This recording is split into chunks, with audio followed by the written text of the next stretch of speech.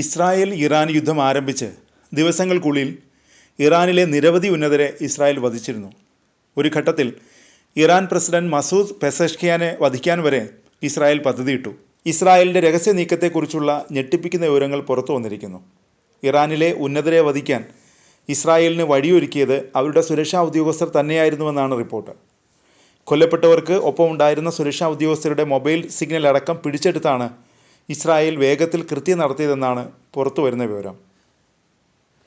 ഉന്നതരെ Israel ലക്ഷ്യമിടുന്നതായി ഇറാനും അറിയാമായിരുന്നു. അതുകൊണ്ട് തന്നെ പ്രസിഡന്റ് പെസഷ്കിയാൻ ഉൾപ്പെടെയുള്ളവർ വളരെ രഹസ്യമായാണ് യോഗങ്ങൾ ചേർന്നിരുന്നത്. യുദ്ധത്തിൻ്റെ 4-ാം ദിവസം ഇറാൻ്റെ പരമോന്നത ദേശീയ സുരക്ഷാ സമിതി തെഹ്റാൻ്റെ പടിഞ്ഞാറൻ ഭാഗത്തുള്ള ഒരു പർവ്വത ചരിവിലുള്ള ബങ്കറിൽ അടിയന്തര യോഗത്തിനായി ഒത്തുകൂടിയിരുന്നു. ഇസ്രായേലിൻ്റെ നിരന്തരമായ ബോംബാക്രമണം ഇറാന് ചുറ്റുമുള്ള സൈനിക സർക്കാർ ആണവ കേന്ദ്രങ്ങൾ നശിപ്പിക്കുകയും ഇറാനിലെ സൈനിക കമാൻഡർമാരെയും ആണവ ശാസ്ത്രജ്ഞന്മാരെയും നശിപ്പിക്കുകയും ചെയ്തു. ഇതിന് തിരിച്ചടി നൽകാനായിരുന്നു യോഗം ചേർന്നത്.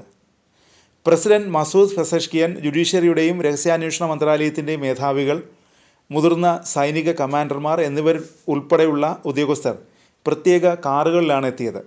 ഇസ്രായേൽ ഇൻ്റലിജൻസ് പിന്തുടരുന്നുണ്ടെന്ന് മനസ്സിലാക്കിയതിനാൽ സുരക്ഷാ ഭടന്മാരുടെ സിഗ്നൽ സംവിധാനങ്ങളെല്ലാം ഒഴിവാക്കിയായിരുന്നു ഈ കൂടിക്കാഴ്ച. എന്നിട്ടും വിവരം ചോർത്തിയെന്നാണ് ഇസ്രായേൽ അവകാശപ്പെടുന്നത്.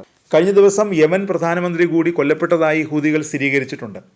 ഇതോടെ പുതിയൊരു യോജിച്ച ആക്രമണത്തിന് ഹൂതികളും ഇറാനും തയ്യാറെടുക്കുകയാണെന്ന വാർത്തകളും പുറത്തു വരുന്നുണ്ട്. മാത്രമല്ല, യൂറോപ്യൻ യൂണിയൻ രാജ്യങ്ങളിൽ നിന്നും അമേരിക്കയിൽ നിന്നും വീണ്ടും ഉപരോധ ഭീഷണികൾ നേരിടുന്ന നിർണായക ഘട്ടത്തിൽ ഇറാൻ റഷ്യയുമായുള്ള തങ്ങളുടെ ബന്ധം കൂടുതൽ ശക്തമാക്കുകയാണ്. റഷ്യ യുക്രൈൻ യുദ്ധം ആരംഭിച്ചതിന് ശേഷം റഷ്യയും ഇറാനും തമ്മിലുള്ള രാഷ്ട്രീയ, സാമ്പത്തിക, സൈനിക ബന്ധങ്ങൾ വലിയ തോതിൽ വർദ്ധിച്ചിട്ടുണ്ട്. പാശ്ചാത്യ രാജ്യങ്ങളുടെ ഉപരോധങ്ങൾക്ക് വിധേയരായ ഇരു രാജ്യങ്ങളും പരസ്പരം ആശ്രയിച്ച് മുന്നോട്ട് പോകാനാണ് ശ്രമിക്കുന്നത്.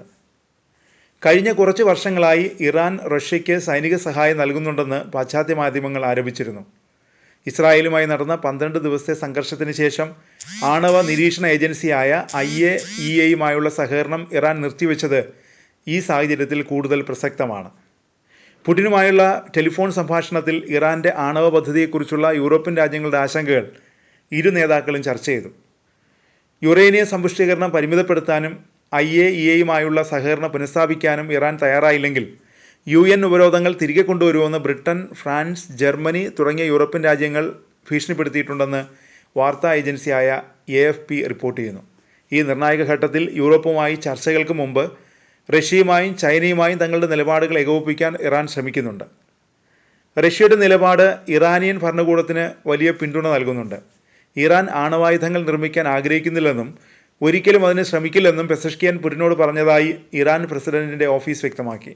ഇറാൻ്റെ സമ്പുഷ്ടീകരണ അവകാശത്തെ പിന്തുണച്ചതിന് പെസഷ്കിയാൻ പുടിനോട് നന്ദി അറിയിക്കുകയും ചെയ്തു. ഈ സംഭാഷണത്തിലൂടെ തങ്ങളുടെ ആണവ പദ്ധതിയെക്കുറിച്ചുള്ള അന്താരാഷ്ട്ര സമ്മർദ്ദങ്ങളെ ചെറുക്കാൻ ഇറാൻ ശ്രമിക്കുകയാണെന്ന് വ്യക്തമാണ്.